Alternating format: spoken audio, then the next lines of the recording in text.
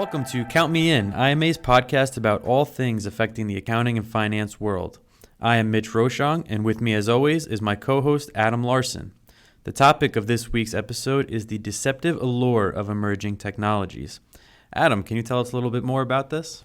Sure can, Mitch. Technology is an intriguing topic in today's accounting profession as the future is here, yet still constantly evolving. We hear all about new technologies, their benefits, hype curves, etc., but I was curious to hear about how it's actually implemented. So I reached out to Kohls, CFO of TENTE, to ask him what he thinks about this trend and what he and his company are doing with emerging technologies. Pierce definitely has a great outlook on this topic, so let's take a listen.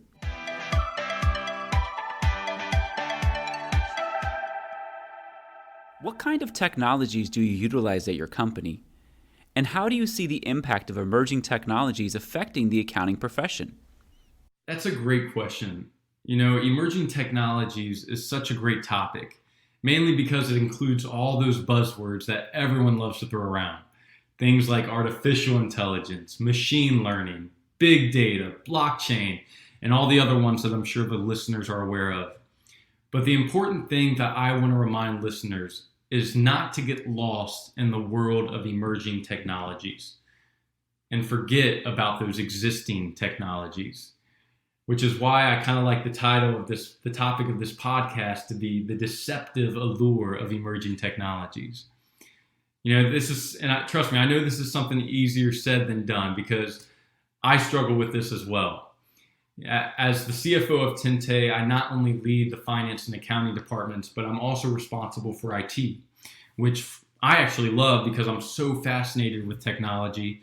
And, it's probably something most likely due to my age, but I don't like things staying the same for an extended period of time, which is why I'm constantly looking into different ways of doing things, mainly by utilizing technology.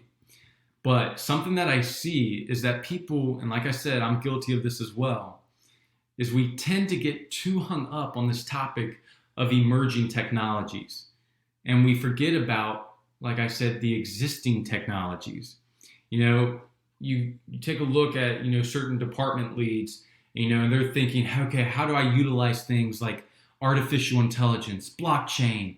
When if you take a step back, the departments that they're leading are utilizing technologies that are like 10, 15 years old, which is kind of crazy to think about because of how fast we know technology changes.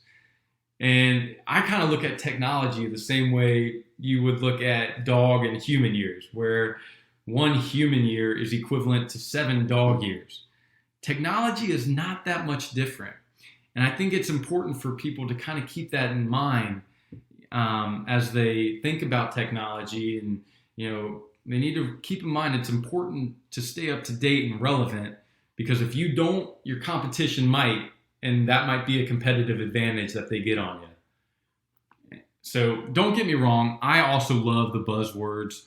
And at TENTE, we utilize technologies such as IBM's Cognos for our BI needs, and we use it for predictive analytics.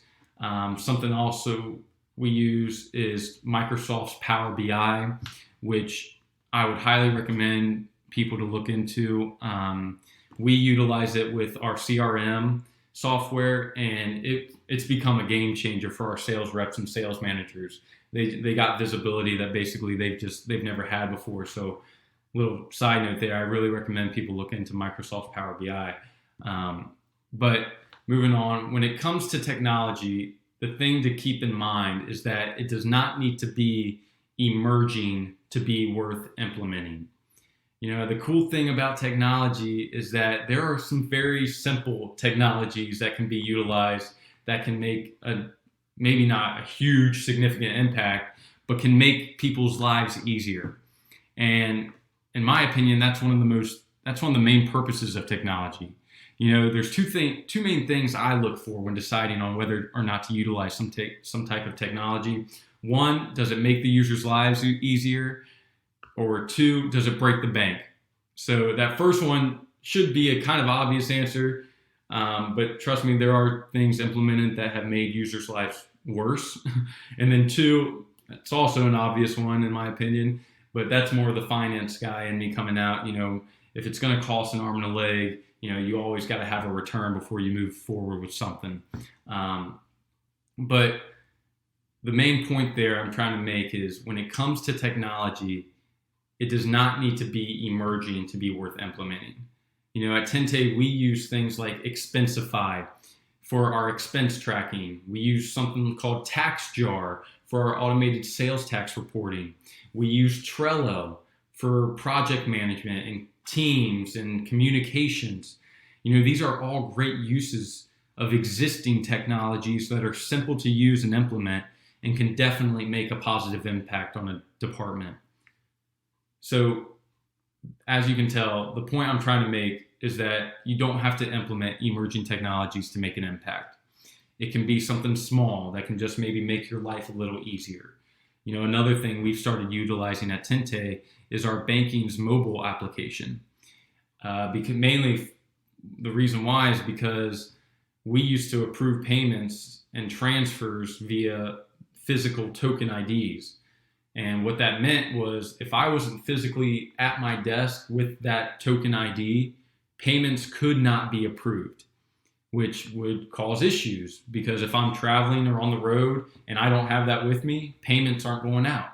So our bankers told us that they came out with this app and basically told us that that the token ID was actually contained in the app. So no matter where we were, we could get on our iPhones and basically approve ACHs and transfers right there on our phones and get all of our banking information right there on my phone. So I don't have to be tied down to a desk.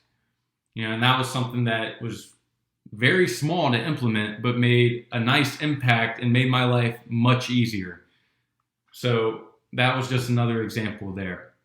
Now to the second part of the question, as far as the impact that emerging technologies are going to have on the accounting profession, it should be no surprise to anyone that technology has already and is going to continue to make significant impacts on many different job functions, and accounting is right there among the rest of them. It should be no secret that there are technologies out there currently that can kind of do certain accounting job functions that maybe in the past it required a physical person to do. For example, at TENTE, we've started utilizing a program called Paymerang, where basically we send a wire or a payment to Paymerang, and then they are responsible for distributing that payment they received to us to our vendors. And so this saved us from, headaches like stuffing and mailing checks, clearing checks off the bank rec. And not only that, it made the bank rec a lot simpler. There are some negative things with it, like you kind of lose out on the float. So when cash flow is kind of an issue, maybe you might want to look into something a little different. But those are kind of things that we've started to look at and utilize in the department that I lead. Another thing to really keep in mind when it comes to the impact that technologies are having on the profession is, businesses are going to have to be more receptive to remote work. I think we've already kind of seen that. And in the example I gave with the banking application, they told me that's why they actually came out with that application, was because they see the trend towards people wanting more flexibility and being able to work more remotely and not being tied down to a desk. So it's important for businesses to kind of see that and kind of be thinking, okay, how do we implement technologies that not only make our lives easier, but maybe give us a competitive advantage in terms of recruiting, and maybe if we can implement some kind of technologies to where people can work more remotely, that could be a recruiting advantage for us to get, some higher talent employees.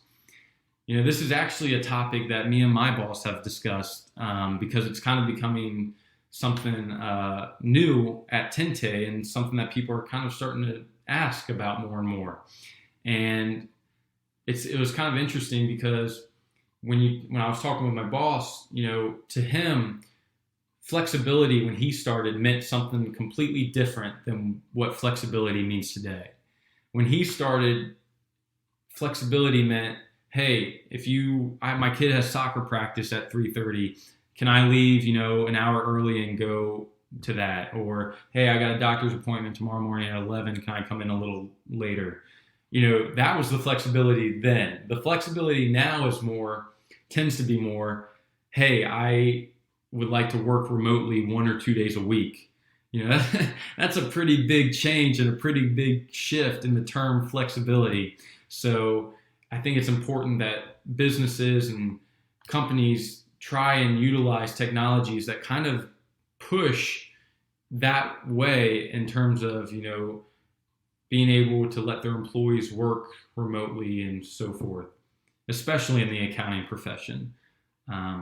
But in closing, and just to kind of wrap this up, overall, I just want to reiterate the point that when it comes to technology, it does not need to be emerging to be worth implementing. I think that's really important for people to remember. Don't forget about the emerging technologies. Don't get me wrong. They're important and you need to be up to date. But take a step back and see if there's things within your current department that maybe you could utilize an existing technology to make your life easier. And as far as the effect on the accounting profession, the key takeaway for management accountants and accountants in general is to not dwell on the fear of your skill set, for lack of a better word, becoming irrelevant, but rather work on adopting and adapting to the new technological changes, which in the end will only make you more valuable. This has been Count Me In, IMA's podcast, providing you with the latest perspectives of thought leaders from the accounting and finance profession. If you like what you heard and you'd like to be counted in for more relevant accounting and finance education, visit IMA's website at www.imanet.org.